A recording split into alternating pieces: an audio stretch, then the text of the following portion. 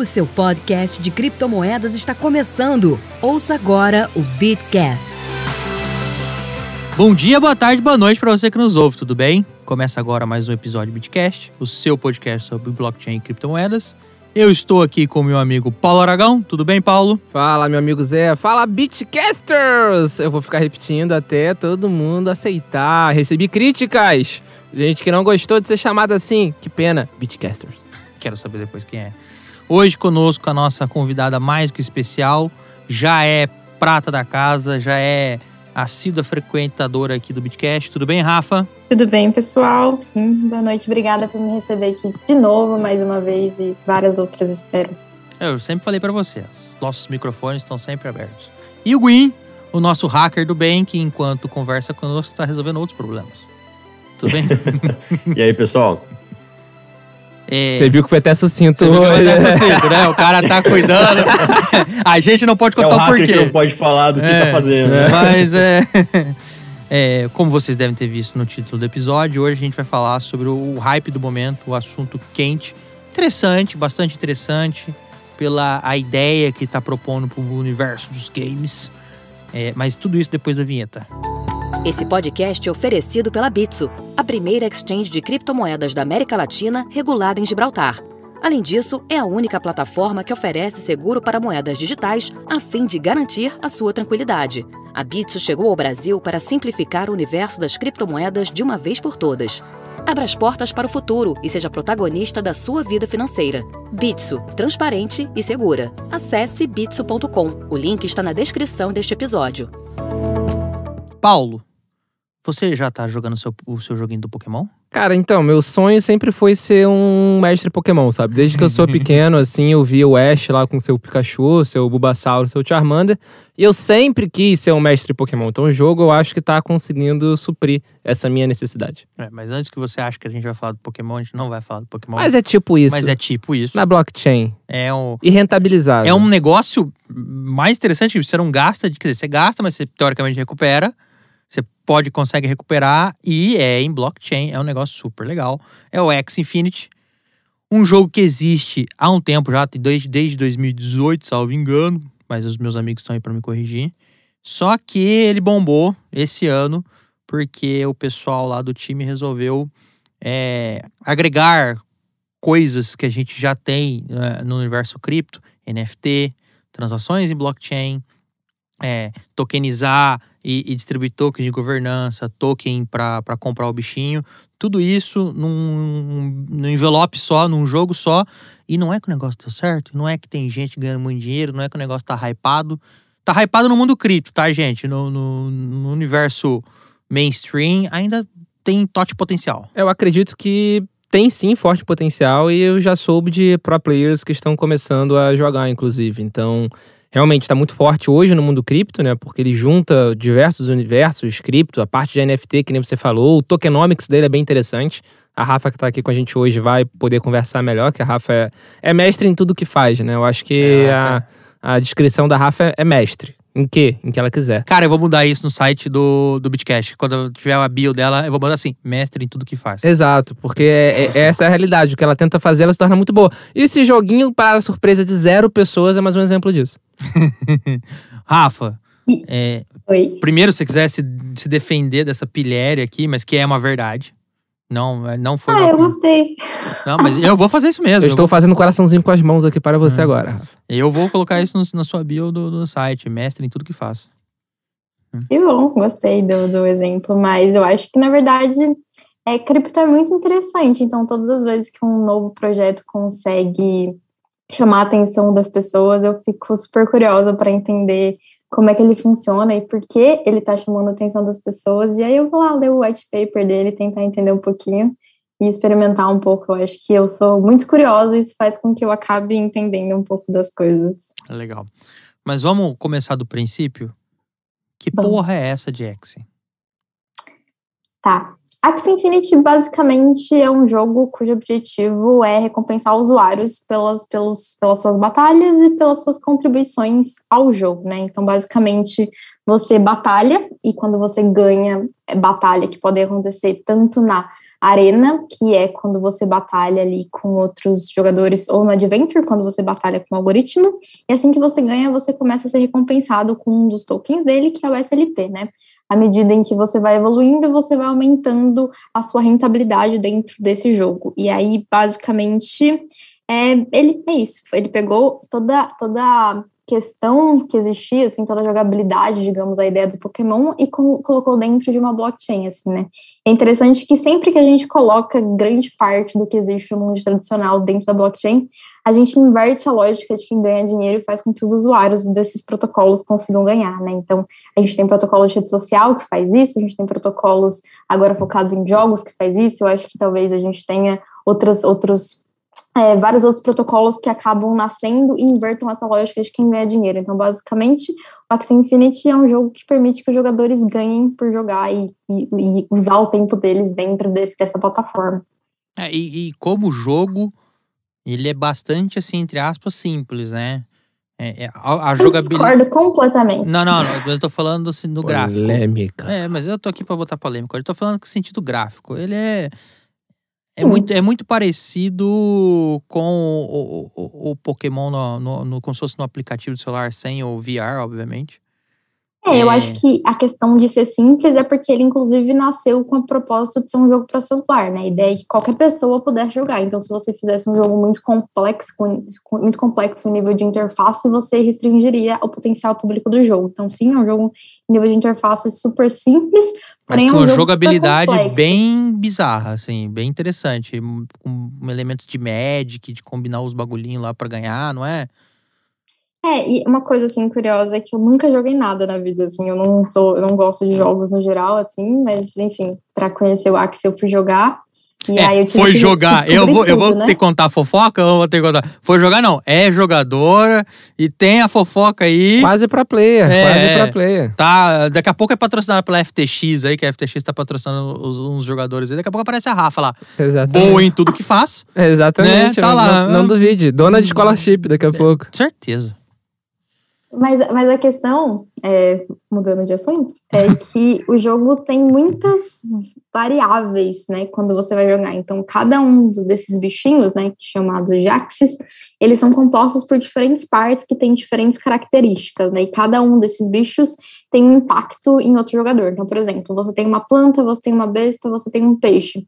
Cada uma das espécies, quando ataca uma outra espécie diferente, ou a mesma espécie, ele tem um poder, digamos assim. Então, por exemplo, se você ataca um peixe com um peixe, você vai ter X dano. Se você ataca um peixe com uma planta, você vai ter um dano completamente diferente. Você tem a combinação das cartas, você tem a combinação de várias... Existem vários componentes que são integrados para você definir quem vai ser o vencedor e quem não vai ser o vencedor. Assim. Então, você pode ficar muito, muito, muito tempo estudando todas essas variáveis, inclusive, para poder se tornar um jogador melhor no jogo, né? Obviamente. Isso é muito interessante, né, desse jogo, porque isso é algo realmente migrado de outros jogos desse mesmo estilo. Até, de novo, fazer uma analogia com Pokémon, quando você estava jogando lá o Pokémon no seu Game Boy, por exemplo. Dependendo do seu tipo de bichinho, na hora que estava atacando outro bichinho, o seu golpe poderia ser pouco efetivo, muito efetivo ou nada efetivo. Então, é basicamente isso, né, que a Rafa tá falando. Existem espécies diferentes dos Axies, e dentro dessas espécies ainda tem características dessas espécies diferentes que fazem a efetividade ser relevante ou não. É muito interessante, sim. São cartas, são características, são partes do corpo, Exato. São partes do corpo de outro tipo de espécie. E eu acho legal a gente contar o que é esse bichinho, né? Esse bichinho... é um Pokémon, igual o Game Boy, que eu enfio num cartãozinho e transfiro pro outro. É um NFT, né, Rafa? Chamar de Pokémon é um insulto pro Axie ou não? Não, a definição do white paper, a primeira frase diz, é um universo inspirado no Pokémon. Eles se definem desse jeito. Quem não se inspira no Pokémon, né, gente? Cara, quem não gosta de Pokémon, boa pessoa não é. Eu tô aqui com o boné do Ash, gravando esse episódio. Cara, eu quero fazer um registro. Não, eu preciso fazer um registro. Com a Pokébola. Eu preciso fazer um registro. Hoje, depois de alguns meses gravando no estúdio, foi a primeira vez que o Paulo não está com uma bermuda ou camiseta do Vasco. Ele só tá, agora que eu comecei a falar, com a máscara do Vasco. Ele veio me mostrar a máscara do Vasco. Então, assim, é a primeira vez que ele não saiu de casa totalmente trajado. tá? Ele tá... Ah, não, totalmente tudo bem. Totalmente- Eu já ia totalmente puxar meu trajado. cartão aqui, que é do Vasco Não, também. não, Então, totalmente, beleza. totalmente trajado. Porque normalmente eu fico olhando aqui pra um vascaíno. Uma camiseta, enfim, sei lá. Mas desculpa, Rafa, eu só precisava fazer esse registro. Tá desculpado. Eu acho que é interessante falar para as pessoas assim, para você entrar no Axie, para você começar a jogar, você precisa comprar 3 Axies, que são 3 NFTs, basicamente. Então, existe um marketplace e onde você vai selecionar o seu Axie. E exatamente essa composição de inúmeras partes e diferentes espécies e diferentes cartas é o que faz com que cada Axie seja único e possa ser um NFT, né? Então, você tem lá um bichinho que é formado por partes diferentes, por cartas diferentes, e aí você consegue, a partir do momento que você compra esses três NFTs, você pode entrar dentro do jogo e começar a jogar. E aí, à medida que você vai jogando e vai ganhando coisas, tu vai ganhando esse SLP, né? Só é interessante lembrar que, assim, quando você entra, para você comprar, você compra em Ether, e aí você, depois, se você vender esse seu bichinho, tu vai conseguir, tu vai vender em Ether também. No jogo, você ganha, nessas batalhas convencionais, nessas duas modalidades, na Arena do Adventure você ganha SLP, e tem também um outro token, que é o AXS, que é o token de governança, que existe dentro do protocolo, né? E aí eu acho que é interessante, assim, que salientar um detalhe, assim, que o Axie ficou muito, muito, muito famoso durante a pandemia, principalmente porque as pessoas conseguiram tirar um valor maior do que alguns países possibilitariam com um salário mínimo, né? Então, o que aconteceu foi uma explosão, principalmente nas Filipinas, porque jogando, os jogadores conseguiam rentabilizar mais do que eles rentabilizariam se eles tivessem um salário mínimo. Porém, estava todo mundo desempregado por causa da pandemia, então isso fez com que o ecossistema crescesse muito focado e direcionado principalmente em países que estavam vivendo grande crise, que são uma crise pior do que todo mundo tem crise, mas uma crise pior do que grande parte das pessoas, né? E o Axie possibilitou uma forma dessa galera monetizar e conseguir realmente sobreviver perante essa pandemia do coronavírus, né? O que eu achei interessante é que isso mostra, por exemplo, que você teve uma inversão do perfil de quem estava usando os protocolos de DeFi, né? Como para usar DeFi normalmente é muito caro, é muito complexo, digamos assim, normalmente você tem um perfil socioeconômico de pessoas que estão utilizando esse protocolo de DeFi. O que aconteceu com esse token foi uma grande inversão, eu diria, de quem eram os usuários convencionais desses protocolos, né? Então, a gente tem grande parte de usuários jovens, mais empregados, de países subdesenvolvidos, realmente alimentando e fazendo com que esse protocolo crescesse, né? Atualmente, assim, a gente tem o Axie movimentando mais de 86 milhões de dólares por semana, assim, né? Então, ele é mais do que todos os outros protocolos, todas as outras dApps e protocolos de blockchain que estão conseguindo em receita, né? Então, assim, é realmente um crescimento muito grande, mas impulsionado muito também por esse processo de ser uma alternativa a economias que não proviam nenhum outro tipo de alternativa para essas pessoas. O engraçado disso que você comentou, né, das Filipinas, é que, inclusive, durante agora a pandemia, teve alguns momentos que o jogo ficou sobrecarregado, né? O jogo você não conseguia jogar, você não conseguia lutar. Em grande parte era por causa realmente do tráfego, do acesso do pessoal das Filipinas que estava chegando maciçamente no jogo. Mas qual que é a porcentagem desse pessoal das Filipinas? 40% hoje. Tá. O dado que eu vi já tá desatualizado. Esse jogo é o capiroto, velho. Muda toda hora. Eu tinha visto que era 60. Eu já falei, já é bastante. Era 60 há uns 3 meses atrás, mas o último dado que eu vi, que foi essa semana passada, tava em 40 já. Ou seja, porque o mundo inteiro fica entrando junto, né? E foi diminuindo a porcentagem filipina. Mas ainda, o top ainda é, Filipinas, Venezuela. Nossa, Venezuela. Tadinho. Realmente a galera tá usando mesmo pra sobreviver. A galera tá usando o jogo pra sobreviver. Tá usando o jogo como fonte de renda. Que bom. Para vocês terem uma ideia, complementando o comentário da Rafa, nós vamos deixar um link do Token Terminal, que é um site que analisa as transações na rede Ethereum, e ele individualiza pelo token, pelo dApp, o que é essa transação está relacionada a quê. O Axie Infinity está assim, 300, 400 milhões de doletas de transação, e aí você cai para o OpenSea, salvo engano, uns 50, 30, e vai para o terceiro lugar, que é menos ainda. Então, assim, a rede está tomada por essas transações, o que é bom, que mostra que o jogo está em alta. Também é ruim, que também é mais taxa, mas aí isso é problema do Vitalik pra arrumar o Ethereum, ele vai arrumar. E tá arrumando. Tá arrumando. Não é a primeira vez que isso acontece na rede Ethereum, na rede de Ethereum, verdade seja dita. Mas, Rafa, agora dúvida de leigo, tá? O Zé tá aqui falando, eu tô aprendendo. Pra fazer esse episódio que o Paulo deu a ideia, eu fui atrás, eu conversei com outras pessoas hoje, mandei mensagem até pro Stanfield. Falei, Stanfield, o que é isso aqui, isso aqui, isso aqui, isso aqui? Ele falou, me explicou. Um outro mestre Pokémon esse também. eu só não tenho autorização pra falar, mas já que você falou, esse aí também, outro mestre Pokémon. Há relatos, inclusive, de escravizar pessoas pra ficar jogando. Deus me livre de fofoca, Stanfield. Mas, o Rafa, uma dúvida. Depois que você vai lá e compra o bichinho, vamos lá, como você falou, né? Tem um marketplace lá e os bichinhos estão lá para serem vendidos. Eles evoluem do tipo, vai brigando, e aí ele vai ganhando mais, sei lá, XP, mais... Ah, não, tem até as 4 qualidades lá que ele tem que ter. Deixa eu ver aqui, peraí, eu tinha anotado em algum lugar, mas já perdi. Como é que é? Vida, velocidade, habilidade e moral. Mas minhas dúvidas eles vão melhorando ou não muda? Não muda? Não, eles melhoram, mas não é isso que muda. Tipo, isso aí vai definir as questões da jogabilidade, mas à medida em que você vai jogando no Arena, ou você vai jogando no Adventure, você tem uma vida que vai evoluindo, assim, no Adventure. E essa vida no Adventure é diferente dessa vida no Arena, né? Assim, então, à medida em que você vai passando as suas fases no Adventure, você vai aumentando a sua vida e aí você vai batendo e competindo e batalhando com inimigos mais fortes também, né? É a vida que faz você se qualificar pra brigar com gente maior. É que assim, são duas coisas, né? Então, uma coisa é esse que é o Arena, onde você vai competir com outros jogadores, né? Sim. E uma coisa é o Adventure, onde você vai competir com a máquina. Certo. O Adventure, ele tem as fases. No Arena, você vai competindo com usuários que estão próximos do seu ranking, digamos assim, né? Então, são duas coisas diferentes, assim, mas aí você vai evoluindo. E aí, uma coisa interessante é que, por exemplo, aí essa sua vida que evolui com o jogo, ela sempre zera quando você negocia oh, meu Deus! Quando você negocia novamente esse AXS, né? Então, por exemplo, se eu te vender o meu NFT de Axie, ele zera a vida dele, não vai junto com legal. a venda, né? Ou seja, você não tem aquele mercado do cara que cria o bichinho e vende pro ricão que quer estrondar.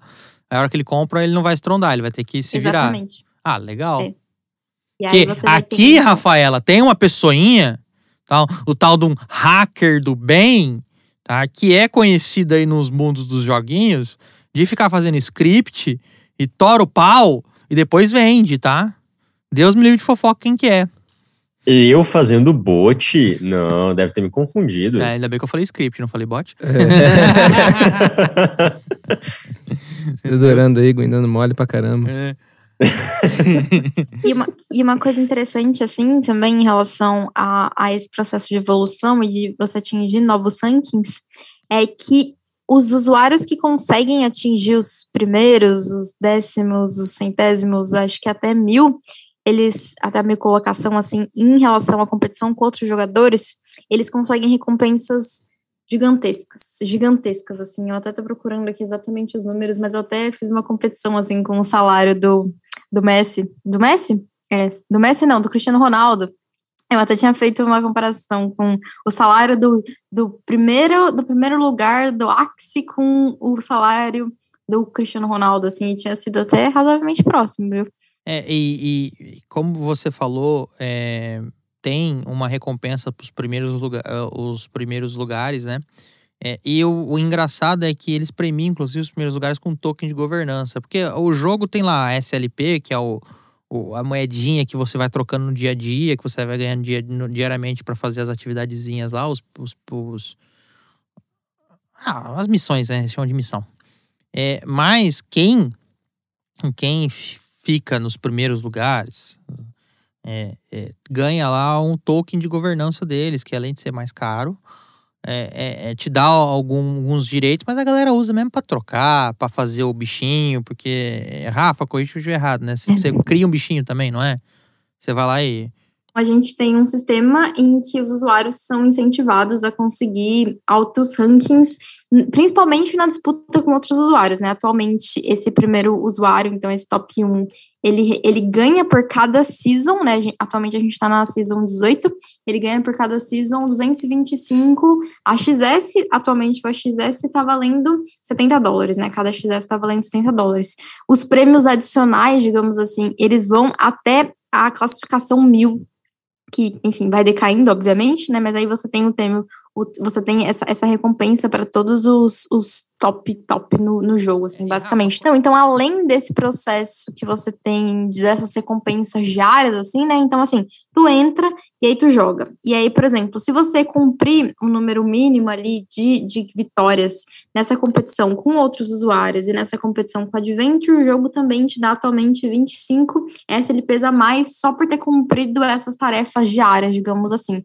E aí, à medida que você vai subindo de ranking e consegue atingir esses 1000, você também vai tendo uma recompensa adicional aí por ter conseguido chegar nessa alta categoria. Né? E quanto tempo dura uma season?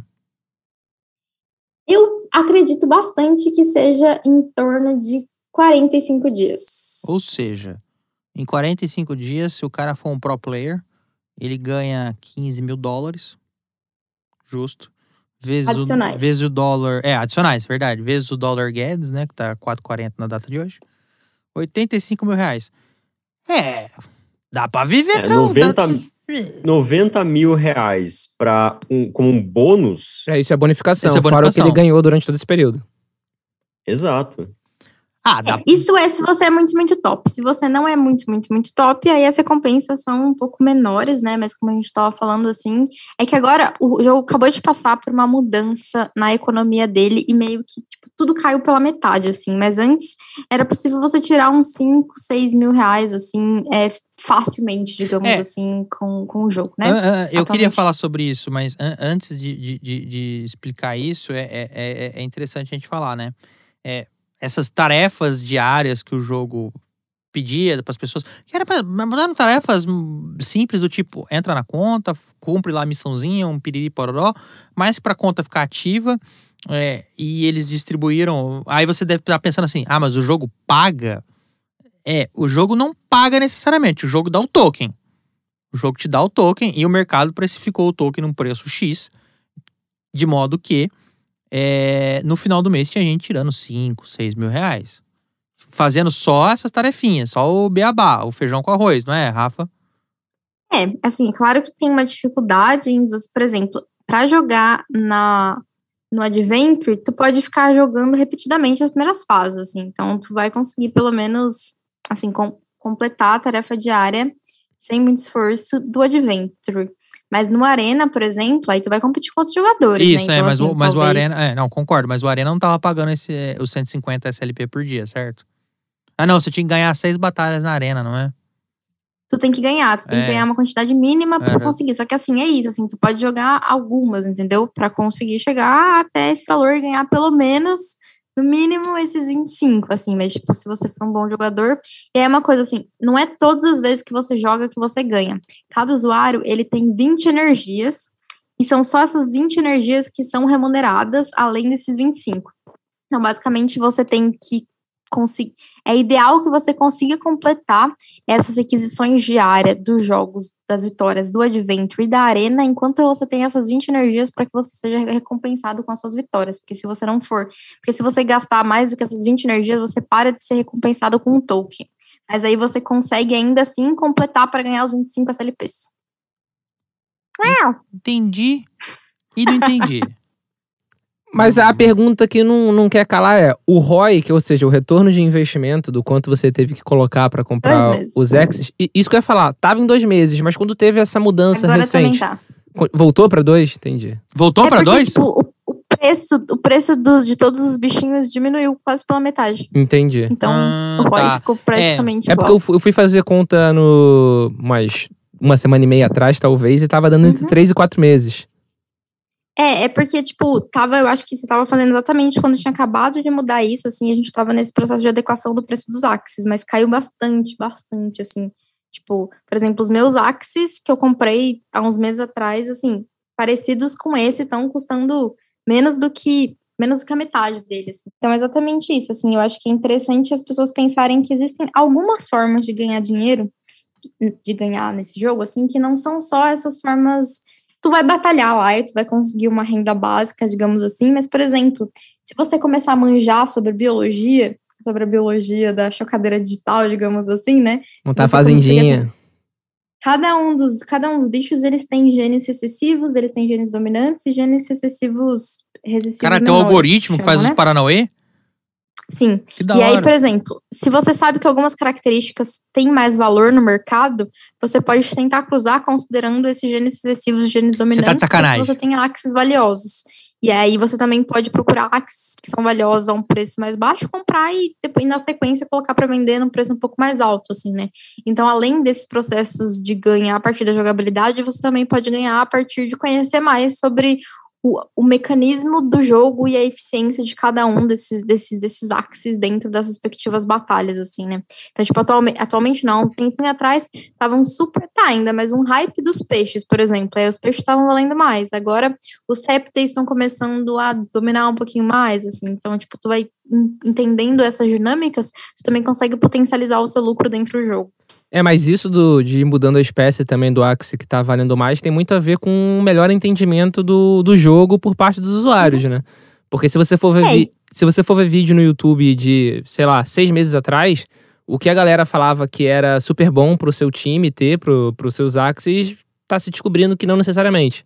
Muitas vezes até pelo contrário. Mas eu acho que a questão não é nem descobrir que é mentira, mas, tipo, se todo mundo tem 2 peixes, peixe não é a mesma vantagem. Sim. Aí, tipo, um outro você tem que se adaptar. Que é bom com peixe, tipo, vai acontecendo mudanças. É um eu jogo ainda dinâmico, estou absorvendo assim, né? a história do pecuarista de bichinha. Cara, então, isso é uma excelente fonte de renda, digamos assim. Cara, pecuarista de Pokémon. É genial, porque o tokenomics, né, montado tem um custo, tem um valor que vai aumentando de acordo com a quantidade de vezes que os Axies já cruzaram, não é isso, Rafa? E eles têm uma quantidade máxima de cruzamento, digamos assim.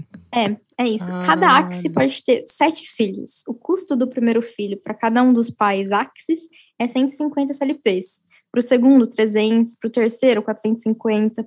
Pro quarto, 750. Cada pai que você fala então multiplica por 2, né? Exatamente. Então, cada um deles vai ter isso. Por exemplo, se um é o primeiro, é 150. Se o outro Axie já teve um, é 300. Aí, o custo mínimo para ter aquele filho vai ser 450 SLPs mais 2 AXS, né? E aí você tem que fazer. E é interessante que, assim, essa conta, a soma dos SLPs necessários mais a soma dos AXS precisam dar abaixo do valor dos Axies à venda para que valha a pena, né? Porque se esse custo for muito alto, aí é mais fácil você comprar. Caralho, fatalmente, você tem toda a razão. Tem até uma noção de mercado, que você tem que fazer a conta, mas vale a pena comprar. O tokenomics por trás do jogo é muito interessante. Cara, é muito da hora. É muito interessante. Eu tô sendo sincero, eu tô com mindfuck aqui. É muito interessante o tokenomics do jogo. Isso que eu fiz, li só o beabá. Falei, tá bom, eu não entendi e tal.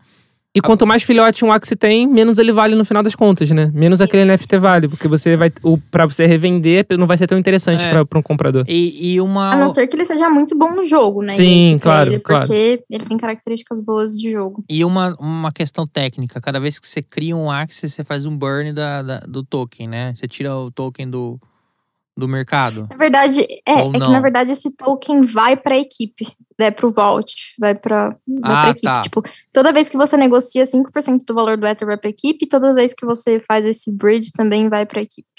Mas, Rafa, nós comentamos no começo, né, que você tem que desprender uma quantia razoável para começar a jogar o jogo. Você comentou agora há pouco que com essas mudanças no jogo, comprar os 3 bichinhos virtuais tá mais barato. Mas mesmo assim, quem não tem esse dinheiro para começar o jogo com os 3 bichinhos virtuais, a galera inventou agora a escolinha, o tal do Scholarship, que é um negócio também super legal, que se eles arrumarem, assim, pelo que eu li, não sei se vocês já arrumaram, se eles arrumarem para fazer um smart contract vai ficar perfeito, vou explicar o porquê. Mas antes, Rafa, comenta pra gente o que é a escolinha dos Pokémon. Adorei isso. Basicamente... Quando a pessoa tem mais Axies do que ela pode jogar, ela empresta os Axies para as outras pessoas jogarem. Quantos Axies ela pode jogar? Só 3? Não, é que assim, existe uma regra que é uma pessoa não pode jogar em diferentes contas, digamos assim, né? Essa é uma das regras que existe. Então, tá. assim, eu não posso jogar para 2 pessoas durante um período, assim. Mas a questão é, se você tem 200 saques, você não vai conseguir jogar com os 200, porque jogar demanda tempo, né, basicamente. Tá, justo, Então, entendi. você vai ter esses axes e você não vai conseguir Usar na sua aproveitar o conta potencial dele. e seria legal você ter mais uma conta. Não, tipo, é que assim, na mesma conta pode ter vários axes, mas uma pessoa não pode jogar em diferentes contas. Uhum. Só que como uma conta com vários axes é impossível de jogar, essa pessoa empresta para uma pessoa que só vai poder jogar para uma pessoa. Tipo, por exemplo, se eu sou de um scholar, eu não posso jogar para 2 escolas diferentes, entendeu? Entendi. E aí, basicamente, o que acontece é isso. A pessoa empresta, digamos assim, acho que arrenda o AXS dela e fica com uma porcentagem nos seus lucros, né? As scholars variam bastante de porcentagem, assim. Os jogadores ficam com cerca de 75% a 40%, assim, em grande parte. Tipo, todas elas ficam dentro dessa margem, assim, né? A maior parte Essa delas... distribuição é automática? Era isso que eu ia comentar, não. Era isso que eu ia falar. Não, você vai discutir lá. Normalmente as escolas têm, digamos que, tipo, um protocolozinho de onboarding, de treino, de ensinando como é que funcionam as coisas, e elas definem, tô disposta a te pagar 100%. 30% pra você, 30% pra mim.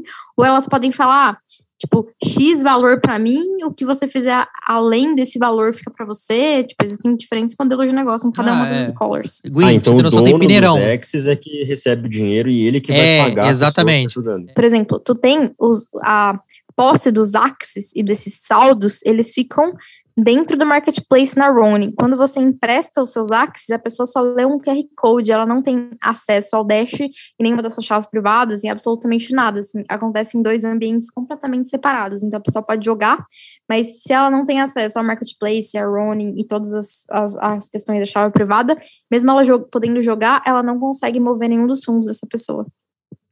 Porque sem a chave privada ela não consegue assinar a transação, né? Mas são em ambientes realmente diferentes, assim. O jogo e a wallet onde vai esses SLPs que você ganha no jogo. E Gwen, tá tão bizarro que algumas escolas estão fazendo peneirão. Tipo, chega lá, eles vão... Tipo, tem uma galera querendo se candidatar, eles selecionam lá o que eles julgam serem melhores, que tem as skills que eles querem, e eles põem essa galera pra jogar. E aí é um ponto que eu falei, que pode melhorar, que é o que você manjou, que você é o cara da segurança. Você fica na dependência do dono da Scholar passar a grana pra você. Há relatos, poucos, até onde eu consegui ver na minha diminuta pesquisa, de cano. Mas assim também, né? Quando você for procurar uma Scholar, você tenta procurar uma Scholar de alguém que pelo menos é conhecido na comunidade, né? Você não vai lá procurar a Scholar do Salim da Rússia, né? Sei lá. Eu ia falar do Zezinho da esquina, só que não ia ser um bom exemplo, porque o nome dele é Zé. Exato, e eu moro numa esquina. Um comentário interessante é que uma das maiores scholars que tem, que é a Yield Guild, ela inclusive criou um token próprio, e esse token próprio arrecadou, acho que foi 60 milhões em 32... Não, acho que foi 33 milhões em 32 segundos, assim, né? Então, assim, as próprias escolas estão se tornando também ecossistemas próprios, porque é isso, assim, tu vai gerir, sei lá, eu acho que atualmente eles têm 4.600 jogadores, então tu tá gerindo, tá empregando 4.600 pessoas, no final das contas, sim. né, assim, então... Você dá o meio de produção, você fala, trabalha com esses bichinhos, você dá o meio de produção, trabalha com os bichinhos, então aí, mexe com os bichinhos, trabalha os bichinhos. E ganha. É quase como uma uberização dos NFTs. Caralho, velho. E detalhe, se vocês... e detalhe, se você tiver, assim como eu, tipo, meu Deus, o que tá acontecendo? Tem um ponto. O jogo tá em alfa. Alfa, em programação, é o início do teste. E os caras já falaram, não, a gente vai querer fazer uns negócios muito pior ainda, muito mais maluco, de tipo ter mapa, mundo, inclusive uma das terras, eu acho que do Axie Infinity já foi vendida por 1,5 milhão de dólares. Então, assim, é só o começo do mindfuck. Tem outras coisinhas que podem acontecer, que eles estão falando, que eles estão anunciando, eles estão recebendo dinheiro para isso, como a Rafa falou. É bem democrático no sentido de que eu ponho meu Axie para vender, eu vendo, o dinheiro vem para mim, eu já pago a taxa automaticamente, beleza. O jogo não emite a moeda em si, quer dizer, ele emite o token, mas o valor dela é determinado pelo mercado. Mas os caras estão tendo esse fund, na teoria, pra fazer um negócio surreal. E se der certo, porra... Se é assim, já é interessante. Você imagina se tiver essas lands... Por exemplo, os caras querem um negócio de batalha. Que maluquice. Esse pessoal aí que tem 4.000 bichinhos. Nossa, velho. Que interessante. Vai ser interessante ver. Eu acho que, assim, eu gostaria bastante de ver as Scholars lutando com as Scholars, assim. Conseguir colocar, assim. Vira um negócio meio Harry Potter. Esse daí é o torneio Tribruxo. Vira um torneio Tribruxo. Mas tem, assim, tem alguns torneios, assim, pra falar a verdade, eu não sei exatamente como é que funciona, mas aí os torneios são patrocinados. Tem, sei lá, eu acho que a galera... Eu acho que eu até vi, assim, no Instagram da galera do Axie Infinity Brasil, que eles estavam fazendo um torneio sul-americano, assim, mas eu não sei como que coloca só, tipo, brasileiros pra batalhar com brasileiros. Mas eu acho que talvez já tenha alguma forma, mesmo sem a terra, assim, pelo que eu vi. Mas eu não entrei nessa seara ainda, porque eu tenho outros trabalhos na vida. Eu tenho que viver. Às vezes. Eu tenho que comer, respirar, né? Hum. Ou não, né? Ou não. Muita gente realmente tá se dedicando, assim. Eu conversei bastante com o pessoal também da Dux, que tá aí com uma scholar bem grande também. Eles estão atualmente, acho que com 300 jogadores, se eu não me engano. E aí eles estão realmente, assim, pensando inclusive nas mudanças sociológicas que você pode causar com... Eles inclusive estão com um sociólogo na equipe, assim, então estudando exatamente qual é o perfil socioeconômico de cada um dos jogadores, como isso pode impactar esse ambiente, assim, né, como fazer com que essa galera que, tipo, nunca teve contato com cripto, né, porque isso é uma coisa interessante, não é uma galera de cripto, já é uma galera de fora de cripto, como que tu ensina essa galera a converter depois, né, porque tá bom, tá todo mundo com um monte de token que equivale a mais do que um salário mínimo, mas tipo, o que tu faz com isso? Porque tu não vai conseguir comprar na padaria nada com SLP, né, então tu tem que ensinar, introduzir também essa galera dentro dessa questão da segurança dessas criptomoedas, assim. Então, o que eu acho mais interessante, assim, a Axie acabou de bater 1 milhão de jogadores, né, semana passada, semana retrasada, ele bateu esse número, então a gente tá falando sobre a introdução de pessoas que não eram dentro do ecossistema, entrando muito, assim, tipo, e entrando com movimentações grandes, né, porque eles não precisam realmente, assim, se você é de uma scholar, tu não precisa colocar dinheiro pra jogar, então tu não tem meio que nada a perder, digamos assim, e aí tu acaba movimentando, investindo e explorando, e, tipo, sem medo, né, porque quando tu entra direto em Bitcoin, tu tem medo de fazer as coisas, tipo, tu tá com a pele em risco ali, então, sei lá, tu vai fazer uma transação aqui, vai ficar com medo de ter enviado para um endereço errado, é tudo muito, muito devagar, eu acho, o aprendizado, quando tu entra de outra forma que não em game, porque tu tem que, né, é um investimento, tu faz com muito mais delicadeza, eu acho, as coisas, pelo menos eu imagino que deva ser assim, né. E aí, quando tu entra no jogo, tu explora muito mais possibilidades de DeFi, dos games, de blockchain, de um jeito mais interessante, assim. Então, eu ando pensando bastante sobre o potencial de você introduzir novas pessoas dentro da criptoeconomia através de um protocolo em que você não precisa colocar dinheiro, assim, né?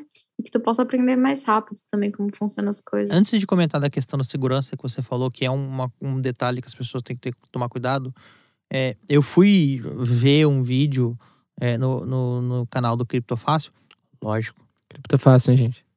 E era do Wellington lá, o Wellington Silva, e ele explica lá como é que você começa a botar o dinheiro lá e fazer tal. Eu achei um pouco difícil. É óbvio, eu sou um usuário mais... Tu é conservador dentro dos criptos. Cara, assim, não, peraí. Não, tu é quase conservador não, dentro dos porque eu criptos. sei programação. Esse era meu comentário. Eita! Meu ponto não é esse. Meu ponto é, eu que sou um usuário que sei mexer com os Paranauê, de carteira, sei manusear até as carteiras de linha de código, eu achei chato ter que, pra tirar o token da Binance, passar pela carteira da MetaMask, depois da Ronin, e aí entra pro jogo. Assim, tem um user experience ali ruim. Óbvio que alguém vai melhorar isso. Pra entrar, né? Tem um atrito. Pra você entrar com dinheiro. Sim. Não pra você jogar na Scholar. Não, eu acho que tem mais o atrito pra você sair com o dinheiro, né? Porque você Também pode entrar direto em Ether. Tipo, tu deposita Ether e aí começa a jogar. Sim, não, você tem toda a razão. Né? Assim, obviamente... Pra você tirar o SLP. Alguém vai pensar numa solução logo mais pra melhorar esse atrito e tomara, sempre na verdade, assim. Tipo, eles introduziram a Ronin atualmente, né? Que é uma bridge entre a MetaMask pra tentar resolver o problema das taxas, porque tava, tipo, hiper caro fazer algumas transações. Atualmente ainda é bem caro, assim, se você quiser tirar o SLP, tipo, chegou esses dias a $50, assim, sabe? Realmente. Só de tipo, taxa, né? Se você ver lá no Bitcoin Talk, inclusive a galera fez até uma pool para retirar junto, assim. Então, eles enviaram SLP. Deixa eu ver, eles enviaram SLP via Ronin um pro outro e depois eles distribuíram via Binance, eu acho. Tipo, eles fizeram um roll-up, porque eles, enfim, é um sistema de confiança, tem poucas pessoas, assim. As pessoas estão tentando descobrir formas de fazer isso de formas não muito usuais até. Mas eu acho que a questão é realmente que, assim, cara, tem muito atrito e, como tu falou, tá em alfa, né? Mas, assim, a Ronin é, inclusive, uma forma de tentar resolver alguns problemas que existem ali dentro, né? Não tô falando que o jogo é ruim por causa disso. Tem um atrito que alguém vai arrumar. Eu me considero um usuário mais avançado em algumas coisas. Mexer com carteira. Vira e mexe, eu sempre vou encher o saco do game pra tirar minhas dúvidas, mas eu considero que eu entendo um pouquinho dentro dos meus limites. Mas assim, eu achei assim, com muitas etapas. Falei, isso aí é uma coisa que alguém vai melhorar. Sim, mas eu acho que assim, Zé, tipo, se a gente pensa que quem tá usando isso é uma galera que tá meio ferrada e jovem, a galera se vira nos 30, mano. Tipo, sabe? Não, isso aí é pra chegar no número que tá. Ali, tu faz. Não, isso é pra chegar no número que tá. Pra crescer tem que melhorar. Eu pensei que aquela cabeça mercadológica. É que eu não sei, eu acredito mais nas pessoas do que eu acho que a maior parte das pessoas acredita. Eu acho que a galera consegue aprender e, assim, se a gente não evolui muito rápido, a galera se vira. Mas, obviamente, pode melhorar. Não, eu entendi do seu comentário de, tipo, as pessoas vão aprender, mas eu encaro isso como mais uma barreira de entrada. Um atrito, como o Gwyn falou, e esse atrito pode ensejar que a pessoa não entre. A pessoa fala, não gostei. Entendeu? Sei lá, tem diversos estudos da galera que faz estudo de user experience e fala, olha, tem que ser assim. Tem que ser mais sem atrito. É que uma coisa cara, não gostei desse jogo, não vou jogar. Outra coisa estou ganhando R$5.000, vou parar de jogar porque eu não gostei da usabilidade. Tipo, sabe, assim, existe uma diferença muito grande entre o incentivo que você tem para aprender a mexer numa coisa em que te tá pagando para você usar e você não mexer numa coisa que você não ganha nada e só perde seu tempo, assim. É só pra falar que eu acho que... Além de um jogo, na verdade, ele é um investimento, né? Então, além de você conseguir jogar, se divertir, ali, ficar com os exes, ver como é que funciona e tal, né? Fazer todo esse processo, você ainda tem, evidentemente, uma barreira de entrada. Por exemplo, eu tô olhando aqui na loja, tá 200 e pouquinhos dólares para comprar um X, você precisa de 13, então, $600 para você conseguir fazer alguma coisa, é complicado, né? São R$3.000 para você começar, é meio complicado. Aí você já tem essa barreira, aí você tem a barreira da dificuldade para você retirar o dinheiro, para ele virar dinheiro de fato, porque aí o cara vai dizer, não, mas eu pago minhas contas em real, quer dizer, eu tenho que ganhar real, eu quero real e tal. Então ele vai pensar no real, então ele vai pensar em tirar o SLP dali e colocar para real, porque ele não está pagando as coisas em SLP e tal. Então, todas essas são dificuldades que as pessoas que não estão no mercado de cripto, elas acabam pensando, né? E acabam vendo, puxa, é meio complicado, vou ter que aprender tudo isso aqui, ainda vou ter que aprender mais o jogo, ainda vou ter que aprender todas as regras do jogo para eu não, né, sei lá, desrespeitar alguma regra, por exemplo, como a Rafaela bem comentou anteriormente, se você ficar jogando com várias contas, tal, você não pode, você é banido, você tem consequências daquela ação. Então, você tem que estudar todas as regras, tem que fazer tudo certinho, e você ainda tem que ser bom naquilo, para você conseguir ganhar mais. Ou seja, é uma série de complexidades que, quando somadas, elas afastam o jogador que só quer jogar porque gostou do jogo. Claro que vai ter muita gente que vai gostar do jogo. Por exemplo, eu jogo Lightbringer, é uma porcaria para jogar Lightbringer agora porque tá cheio de bug e tal, e, cara, trabalhar com blockchain é complicado. Ainda mais um mercado tá começando a trabalhar em blockchain. Lightbringer é um jogo de blockchain? Sim. Lightbringer? Lightbringer ele é um jogo de blockchain. Vou deixar aqui avisado um episódio do Gwyn só sobre Lightbringer, muito legal. Exatamente. O Lightbringer é um jogo de blockchain, funciona na Litecoin. Na blockchain da Litecoin é apelidada de Lightchain, carinhosamente. Mas, assim, é uma porcaria para você jogar de vez em quando, porque, tudo é lento, não tá otimizado, tem bug, às vezes dá desync na carteira, ela não fica sincronizada com todo mundo. Aí você fica pobre? Tem servidor, né? Aí você fica pobre, teu dinheiro ela zera. Só que aí vai só você atualizar o teu cliente, que daí o teu dinheiro volta, tudo volta e tal. Então, assim, tem muito bug ainda, porque, né, é um mercado novo, é difícil de trabalhar com blockchain, porque ela traz muitas eficiências, só que ao mesmo tempo é um trade-off, né? Ela traz sempre uma coisa ruim, sempre uma coisa, uma consequência daquela eficiência que ela traz. Então, por exemplo, você quer mais segurança, beleza, você aumenta a descentralização. Se você aumenta a descentralização, o que você prejudica? A velocidade. Então, o jogo fica mais lento. E aí você não pode ter também tantos jogadores fazendo tantas transações, senão a transação fica mais cara, enfim, gera um monte de resultados negativos que depois você controla criando camadas, né, sidechains ou até mesmo um protocolo diferente dentro do jogo, enfim. E as pessoas ainda, os programadores de blockchain, né, os construtores de jogos ainda estão se acostumando com isso. Fora de ser quase inexistentes, fora o fato que eles são raros no mercado. Muito difícil encontrar. Extremamente difícil encontrar hoje. Claro que já tem muita informação, o que é excelente, mas ainda assim tem muita coisa a ser aprendida, muitos erros que ainda vão ocorrer, em geral no mundo da Decentralized Finance, né, até o pessoal entender como é que faz da melhor maneira possível. É como se a gente estivesse realmente vendo a internet lá em 1998, né? Pô, tem um monte de erro para lá e para cá, as pessoas, elas veem que aquilo ali é bom, tem um futuro gigantesco, assim, é assombrosamente lindo você estar dentro desse mundo e ainda mais entendendo como é que funciona, qual que é a infraestrutura desse universo, e você perceber que aquilo ali, ele só não está no ápice, ele só não está muito otimizado, mas, puta, o futuro disso ali, daqui a um tempo, né, e pode ser até um tempo relativamente curto, ele vai ser muito grande, vai ser algo muito incrível, porque tem coisas que você não conseguia fazer antes sem blockchain, que agora com a blockchain você consegue fazer, e o X é um excelente exemplo disso. Não só o X, mas todos os jogos de blockchain, aqueles que são true blockchain, aqueles que usam de fato a blockchain por baixo, de maneira descentralizada, e o X é um exemplo, eles trazem isso, eles trazem mudanças significativas que dão a famosa true ownership, né?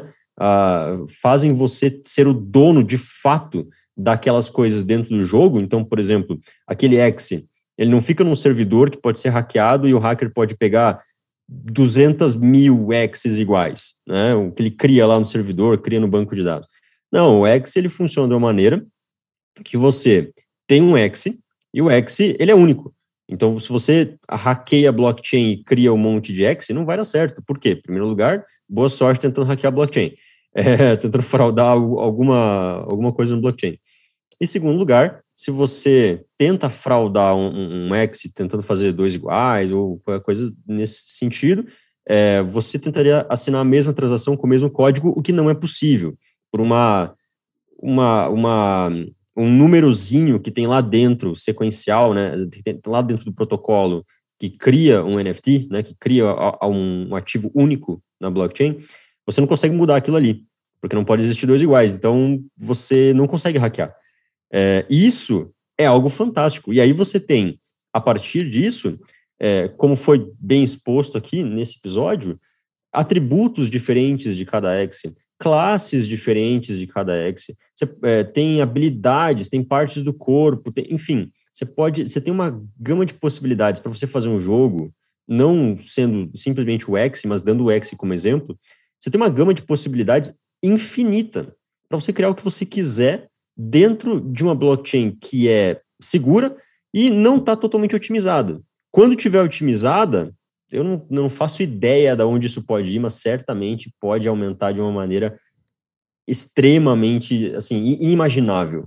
E, como o Gwen falou, o protocolo, ele só está começando agora a ter a usabilidade dele sendo implementada nesses back-ends, em outras funcionalidades, em outras possibilidades de uso.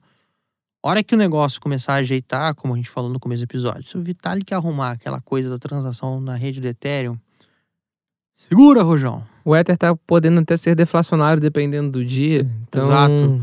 Isso daí, o futuro do Ether é gigantesco. É um negócio interessante aqui.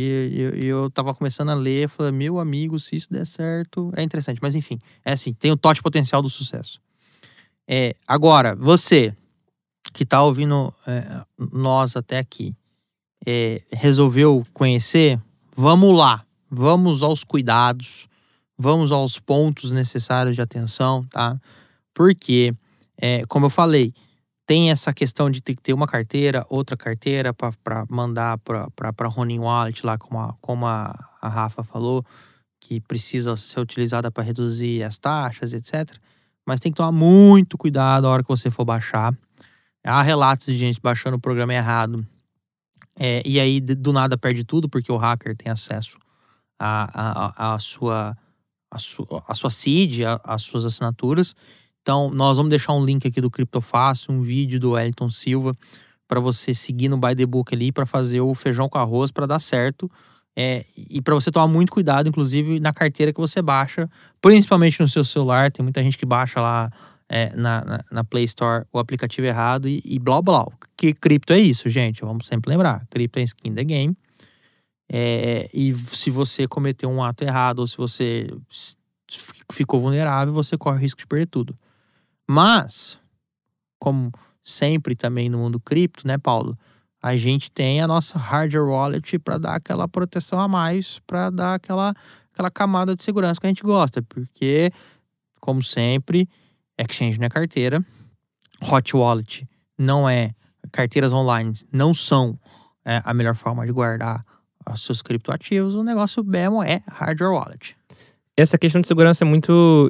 Isso, para mim, é uma região de atrito maior do que, por exemplo, da entrada das pessoas. Porque a gente, no Criptofácil, tem recebido muito relato, assim, muita mensagem de pessoas que foram roubadas, assim, teve os exes hackeados.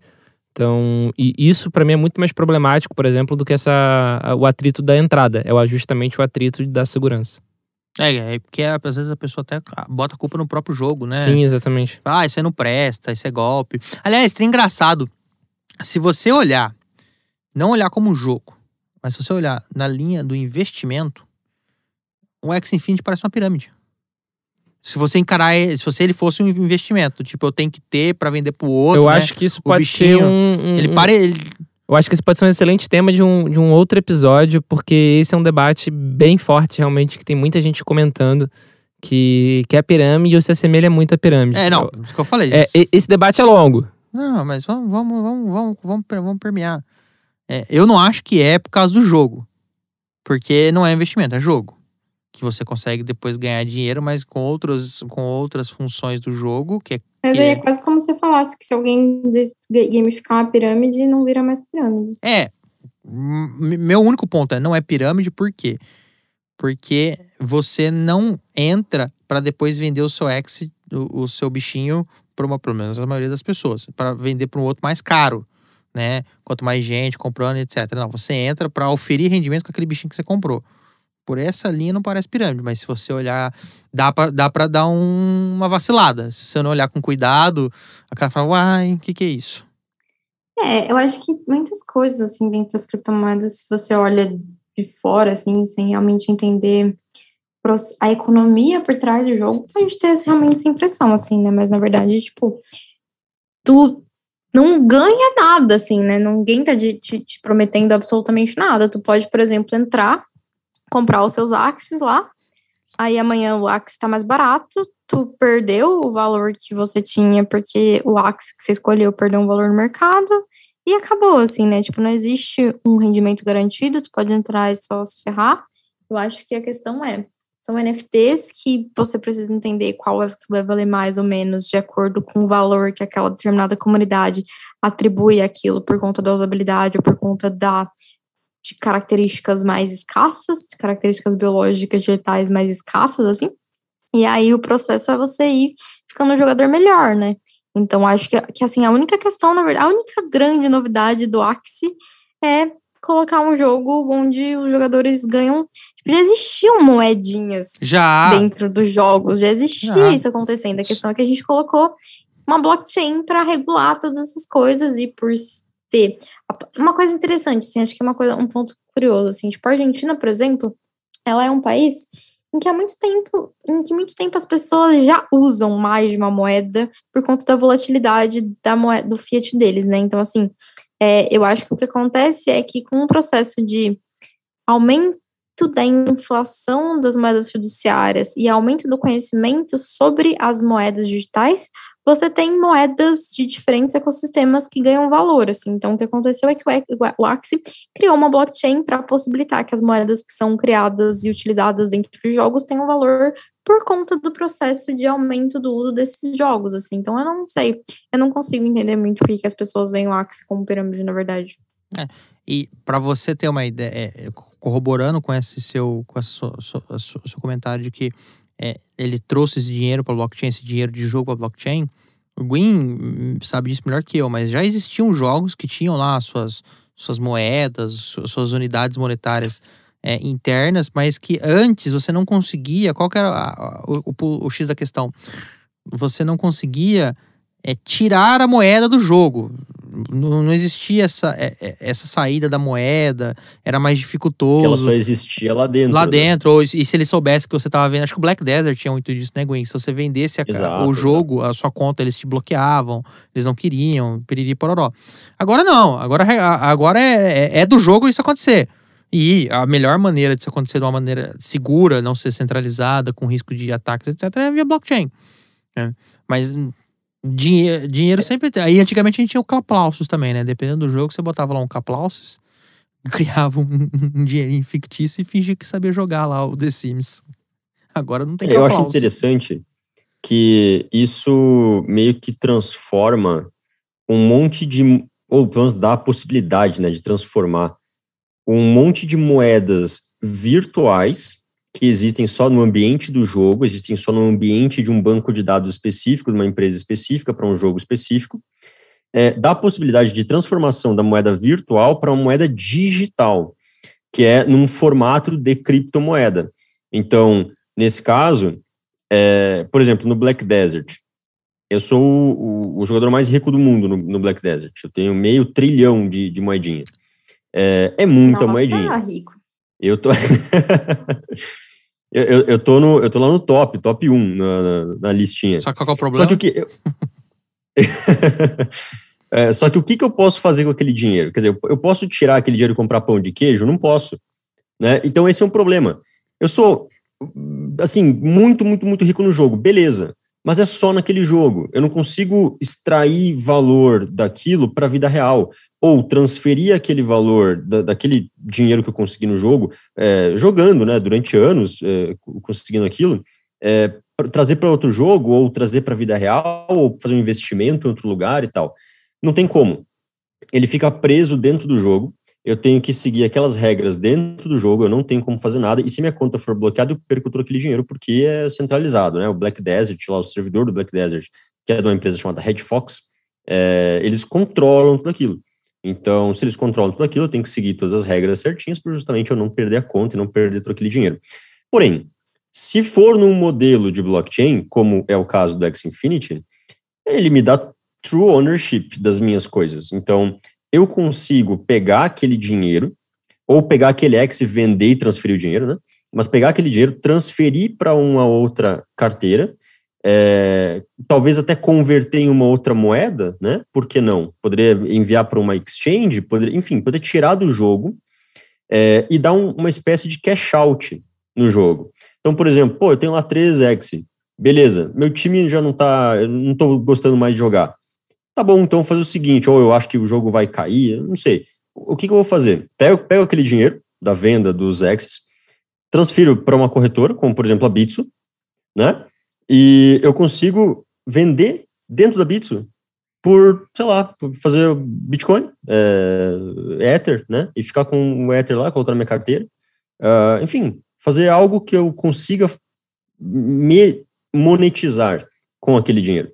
Então, se no caso do Black Desert, por exemplo, eu tivesse condições de retirar aquele dinheiro e colocar em um outro lugar, talvez aquele dinheiro me comprasse um carro, e aí eu preciso de um carro e tal, vou trocar aquele dinheiro lá de um jogo que eu não jogo mais, eu vou conseguir um carro, para mim vai ser maravilhoso, né? Porque aí eu consigo monetizar todos aqueles anos que eu fiquei jogando aquele jogo, que inclusive era muito divertido. E eu passei horas, passei noites em claro, porque eu queria fazer uma quest, eu queria fazer um objetivo específico do jogo, jogava com os meus amigos, enfim, E tudo aquilo poderia ser convertido em dinheiro, poderia ser convertido para algo útil na minha vida. Então, isso é algo que o Axie Infinity ele possibilita para as pessoas. E como a Rafaela falou, tem gente ganhando R$6.000 por mês. Então, por exemplo, o filipino lá, ou até mesmo um brasileiro, que não está conseguindo pegar uma renda legal por causa da pandemia, porque saiu do emprego, porque foi demitido, porque está ruim o mercado, enfim, ele consegue pegar os SLPs, vender os SLPs, consegue, se for o caso, tô precisando de muito dinheiro, vou fazer um bem bolado com meu amigo, vou fazer uma escolinha, ele consegue ganhar lá os 30% dele, né? Esse sistema ainda vai melhorar, então é uma coisa nova, tem muito caminho ainda para melhorar. Ele consegue fazer algo que, através de um jogo, de uma forma lúdica, de uma forma divertida, ele consiga trazer sustento para a família dele, ou até mesmo fazer algum investimento com aquele dinheiro. Bem, galera, valeu. Acho que foi um episódio super legal para mostrar para a galera as N possibilidades que o Axie Infinity já trouxe e as ideias que ele pretende trazer. Reforço que se você quiser jogar, veja os links desse episódio, os vídeos explicando passo a passo para você comprar, para você depositar o Ether, para você tomar cuidado com a carteira e todos os detalhes que você tem que observar, tá? Se você for jogar, conta pra gente, marca lá o hashtag BitCash pra gente saber do seu comentário, pra gente acompanhar o seu comentário, a sua opinião. Se você é do time Pirâmide, do time Ponzi, do Axie Infinity, comenta aí o que você acha que é. Se você acha que não é uma pirâmide também, coloque seus argumentos de defesa. Vamos debater, que nem o Paulo, talvez isso renda um episódio adicional, que é super legal. Rafa, muito obrigado novamente pela sua ilustre presença. Obviamente que sempre que necessário e preciso, usaremos o seu mestrado nos conhecimentos cripto. E como o Paulo disse aqui, você é mestre em tudo aquilo que faz. Bom, muito obrigado, querida. Eu que agradeço, acho que vai ter muita coisa ainda nova, assim, em cripto é muito curioso que cada dia que a gente acorda tem uma coisa muito nova, muito diferente acontecendo, então acho que a gente vai ter muitas novas oportunidades para descobrir coisas no incrível mundo das criptomoedas. Gwyn, meu milionário do Black Desert. Trilionário do Black Desert. Valeu, querido. Paulo, meu farmeiro de Axie Infinity. A gente não contou aqui, mas o Paulo também tem os bichinhos virtual dele. Cara, a gente faz de tudo nessa vida, né? Eu acho que a gente tenta de tudo por aí. Desde 2016, quando eu entrei no fantástico mundo das criptomoedas, eu acho que a gente andou fazendo de tudo. Então, só agradecer a presença de todo mundo. Hoje eu tava conversando com a Romano mais cedo. Falei que daqui a pouco ela vai ter uma cadeira cativa aqui no BitCash, onde ela vai poder participar de todos os episódios também. Inclusive presencialmente, quando as coisas derem mais uma normalizada, se você estiver aqui no Rio. E agradecer a você que está escutando a gente até agora, a você que vai comentar, mesmo que você não ache que é pirâmide, ou você acha que é pirâmide, ou mesmo que você não tenha que comentar nada, você vai comentar alguma coisa, nem que seja um oi, você vai comentar um oi, Paulo. E você vai curtir, compartilhar, jogar nos grupos, isso você vai fazer. Até porque, olha, eu sempre peço isso, mas esse episódio tem toda uma justificativa moral para você compartilhar. Qual a justificativa moral? Tem gente ganhando dinheiro jogando Axie Infinity. Você não vai compartilhar o episódio com sua família? Joga no grupo da sua família que tem gente que precisa disso daí, rapaz. Fala lá pro seu pai, pro seu tio. Fala, agora eu vou ganhar dinheiro jogando lá no computador. Exato, nem que seja mentira. Nem que você perca. Exato. Eles não precisam saber. Ninguém precisa saber disso. O BitCash é uma produção do Universo Cripto em parceria com CryptoFácil.com. Este episódio foi gravado e editado pelo Estúdio Playground no Rio de Janeiro. Valeu, galera! Valeu! Tchau, até mais, beijos! Este episódio foi uma produção da UniversoCripto.net em parceria com CryptoFácil.com.